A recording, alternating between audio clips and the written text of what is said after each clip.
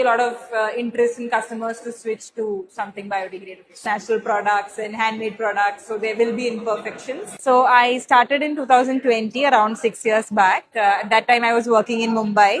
So I wanted to come back to my hometown in Kerala and do something for the agricultural economy. So I was always passionate about sustainable products because the world is struggling with a lot of pollution. So while exploring different materials, I came across shells because after making coconut oil, shells are usually discarded and they go to the landfill. So what kind of challenges you face?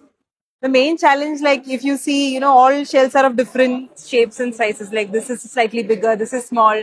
So when I get an order, it all has to be of a uniform size. So I had to ensure that I had a very large network of farmers with me.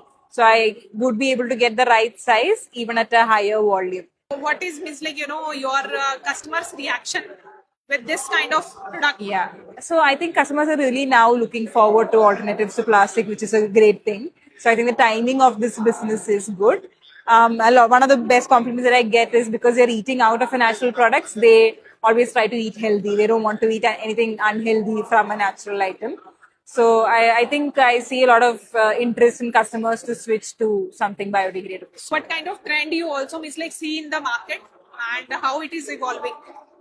Yeah, definitely. I think from the time I started, it's better now because earlier we are so used to factory-made products. When compared to this, no two coconuts are exactly the same. So when we send to hotels, they would say, "Oh, I wanted this shape. You send me that shape." So I tell them that see, it's a natural. It's what the nature forms this.